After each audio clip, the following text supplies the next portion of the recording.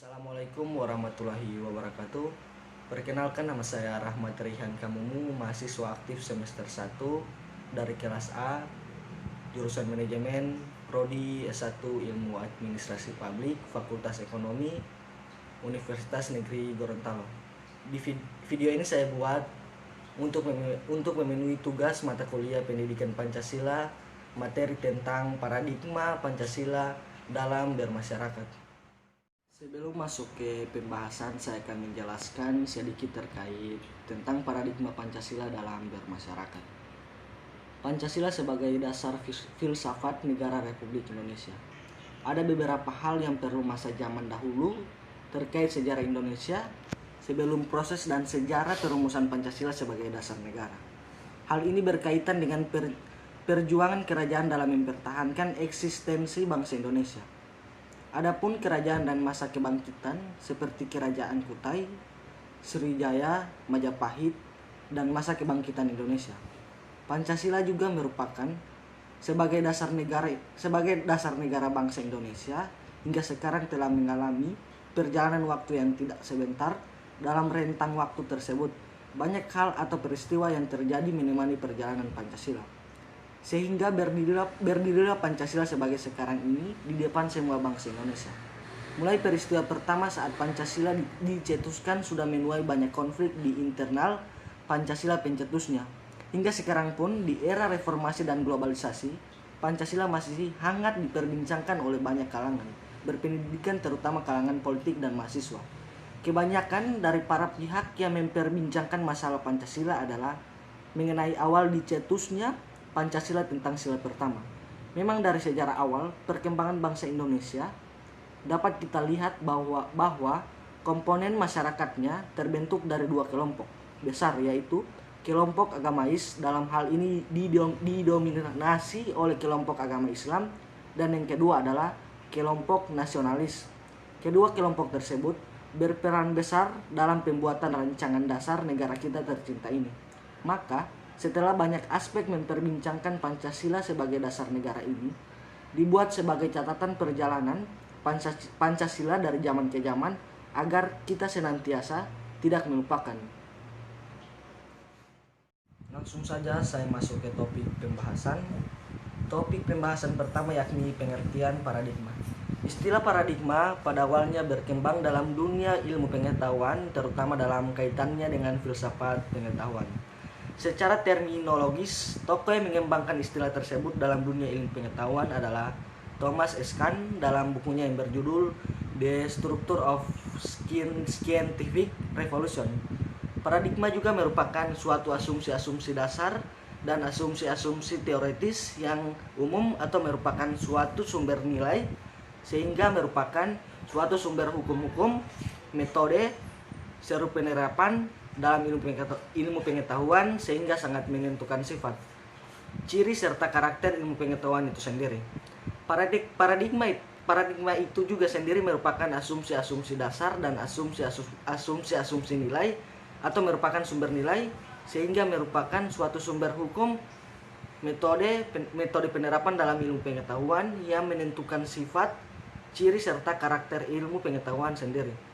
Arti paradigma ditinjau dari asal-usul dari beberapa bahasa, diantaranya menurut bahasa Inggris paradigma berarti keadaan lingkungan, sedangkan menurut bahasa Yunani paradigma yakni para yang berarti di samping, di sebelah, dan dikenal. Kemudian menurut Kamus Psikologi paradigma diartikan sebagai satu mode atau pola mendemonstrasikan semua fungsi yang memungkinkan dari apa yang tersajikan. Ilmu pengetahuan sifatnya sangat dinamis. Hal ini disebabkan oleh semakin banyaknya hasil-hasil penelitian manusia. Sehingga dalam perkembangannya terdapat suatu kemungkinan yang sangat besar ditemukannya kelemahan-kelemahan pada teori yang telah ada, dan jikalau demikian, maka ilmuwan akan kembali pada asumsi-asumsi dasar serta asumsi teoretis, sehingga dengan demikian perkembangan ilmu pengetahuan kembali mengkaji paradigma dari ilmu pengetahuan tersebut.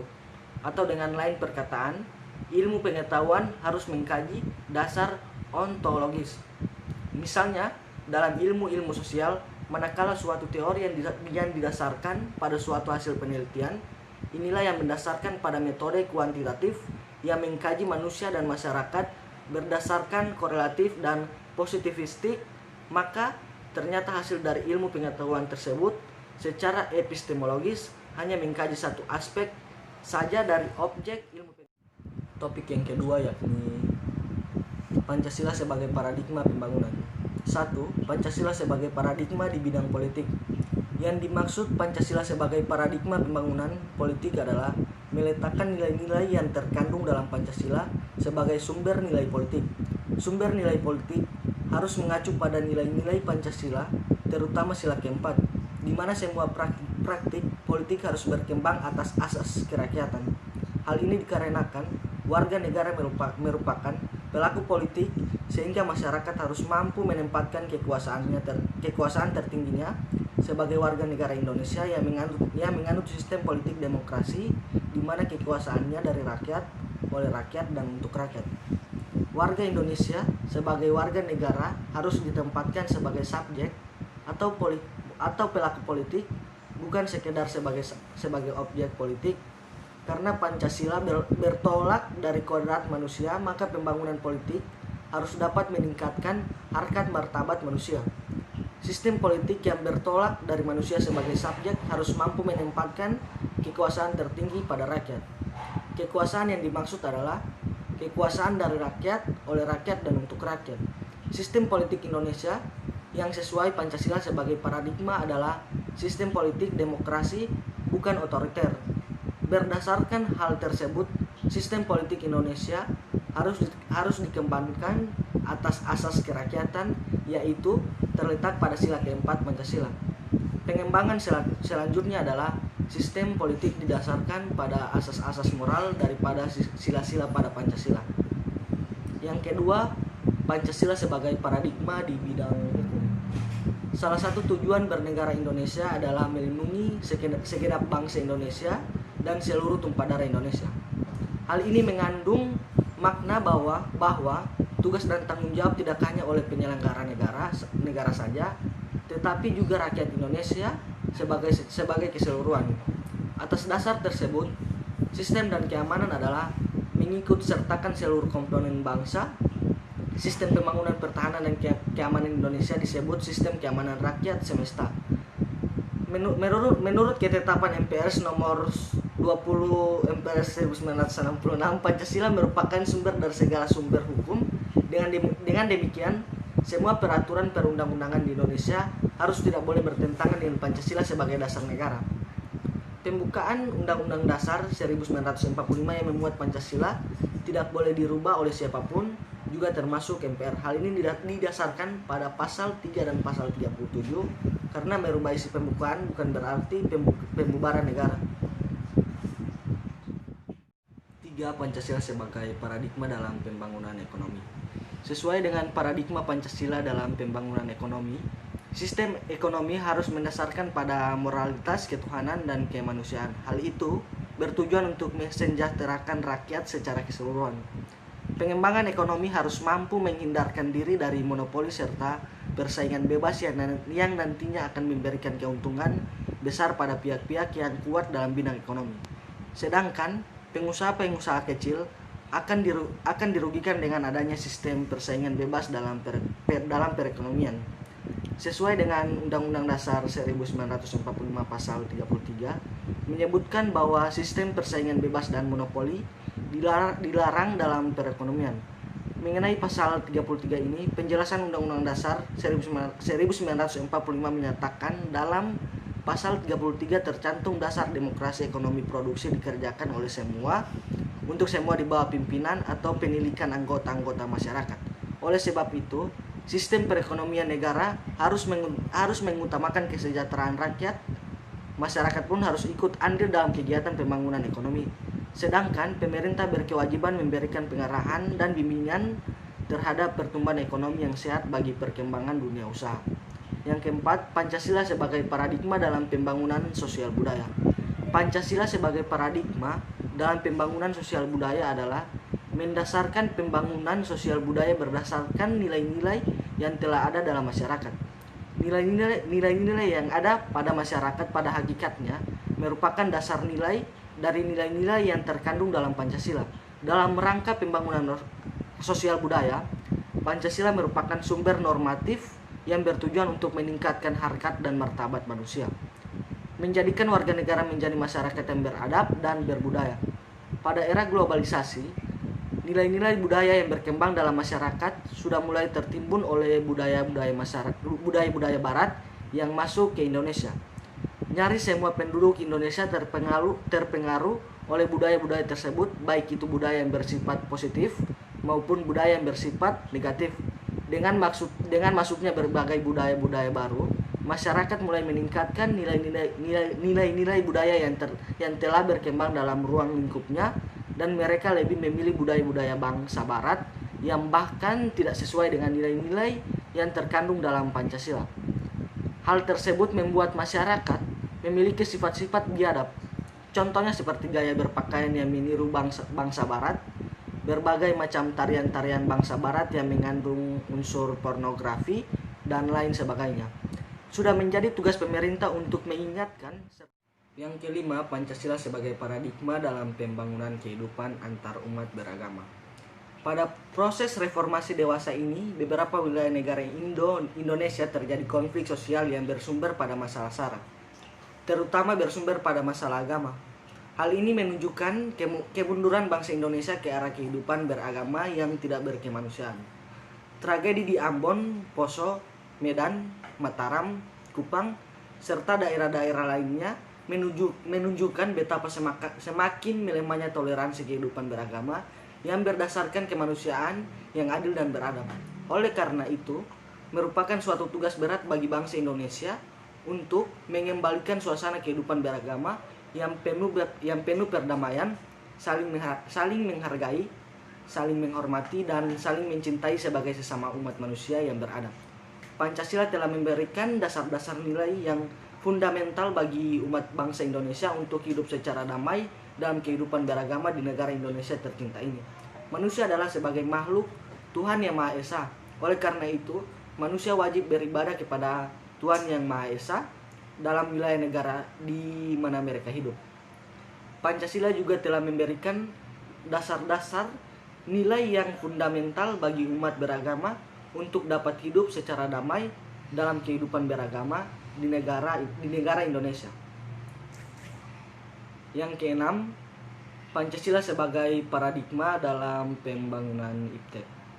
Ilmu pembangunan dan teknologi atau biasa disebut IPTEK adalah hasil dari upaya manusia yang meliputi aspek akal, rasa, dan kehendak dalam meningkatkan kesejahteraan dan martabat manusia. Pancasila memberikan dasar-dasar nilai bagi pengembangan IPTEK sebagai hasil kebudayaan manusia, yaitu harus didasarkan pada moral ketuhanan dan kemanusiaan yang adil dan beradab. Kemudian ada beberapa makna dalam Pancasila dalam pembangunan IPTEK, yaitu bagian yang pertama, sila ketuhanan yang Maha Esa memberikan arti bahwa IPTEK tidak hanya memikirkan apa yang ditemukan, dibuktikan, dan diciptakan, namun juga dipertimbangkan maksud-maksudnya dan akibatnya, apakah merugikan manusia dan alam sekitarnya. Bagian yang kedua, sila kemanusiaan yang adil dan beradab memberikan dasar moralitas bahwa dalam pengembangan IPTEK haruslah bersikap beradab. Pengembangan IPTEK yang merugikan tidak akan mewujudkan tujuan sebenarnya IPTEK, yaitu kesejahteraan. Bagian yang ketiga, sila persatuan Indonesia memberikan arti bahwa pengembangan IPTEK hendaknya dapat menumbuhkan rasa nasionalisme sehingga pengembangan IPTEK dapat memunculkan persatuan.